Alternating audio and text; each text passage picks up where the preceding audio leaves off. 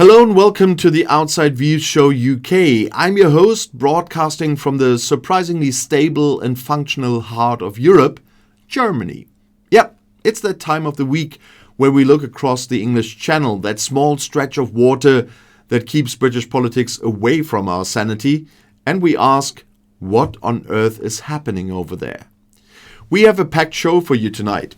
Sir Keir Starmer has been playing Let's Make a Deal in Beijing. The Conservative Party is shrinking faster than a wool sweater in a 90-degree wash. And the House of Lords has decided that if you're under 16, the internet is officially closed.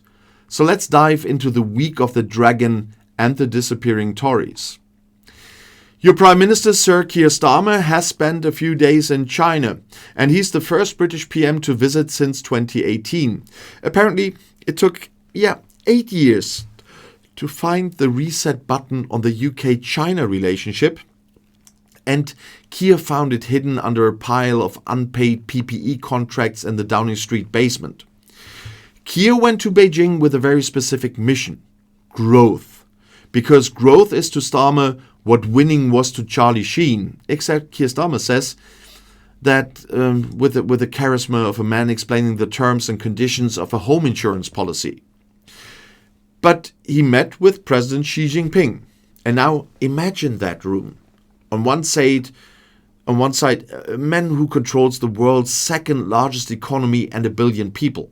And on the other side, a man who still looks like he's worried he left the immersion heater on in North London. But Keir came back with some massive wins. For example, for Scotch whisky, the tariffs have been halved to 5%. And this is great news. If the UK economy continues to feel like a slow-motion car crash, at least the British people can now afford to get blackout drunk on high-quality Highland single malt for 5% less. It's the Labour relief package we didn't know we needed. And the visa-free travel, Brits can now visit China for 30 days without a visa. And this is perfect for anyone who wants to see the Great Wall, or for Conservative MPs looking for a place where authoritarianism is handled with a bit more professional consistency. Of course, the opposition called it kowtowing. They said Keir was being too soft. But honestly, when your main exports is episodes of The Crown and pictures of rain, you have to be nice to the people who make all your iPhones. While Keir was eating dim sum, the Conservative Party was busy having its own red wedding, except without the cool music and with significantly more whining on Twitter. The big news this week: Robert Jenrick has lost the Conservative whip and was sacked as Shadow Justice Secretary. And why? Because he was allegedly planning to defect to Reform UK. Think about that. Being a Tory right now is like being on the Titanic, but instead of looking for a lifeboat, Jenrick decided to jump onto a passing jet ski driven by Nigel Farage. Within hours of being sacked, he officially joined Reform. And the Conservative Party is currently like a game of Jenga, where someone has already removed all the bottom blocks and is now trying to stabilize the tower with a piece of chewed up hubba bubba. They are losing MPs to Reform faster than I lose socks in the laundry. And Reform UK was having a great week. Not only did they get Jenrick, but they also appointed Malcolm Offord as their leader in Scotland. In Scotland. That's like appointing a man to sell sand in the Sahara. And then there's Lila Cunningham, who's already been announced as the Reform candidate for the 2028 London mayoral election. 2028. That's 2 years after the inevitable Martian invasion. Talk about optimism. And let's talk about the House of Lords. Last week, the other house, the one where the average age is fossilized, decided to pass an amendment to the schools bill. They voted to include a social media ban for under 16s. I love the House of Lords. It's a group of people who still think the cloud is something that ruins a perfectly good afternoon of cricket, deciding the digital future of Generation Alpha. And the plan? No social media for anyone under 16. And the reality? Every 12-year-old in the UK is currently installing a VPN and setting their location to Bonn, Germany, just so they can keep watching skibbity toilet videos. It's a bold move.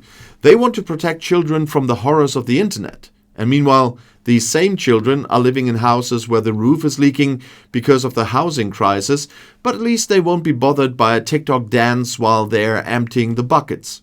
Speaking of things being postponed, let's look at the local level. In England, the government announced they are postponing local elections in 30 different areas. And the reason? Local government reorganization. And basically the government is saying, we are busy rearranging the deck chairs so you don't need to vote on who's steering the ship for a while. Just trust us, we are Labour, we have a plan. In Pendle, the elections were cancelled at the last minute. Imagine being a local councillor there. You spend months kissing babies and promising to fix the potholes, and then the government says, actually Dave, you're staying in the job for another year. No, we don't have more money for the potholes, just keep kissing the babies. And we can't forget Andy Burnham, the mayor of Greater Manchester.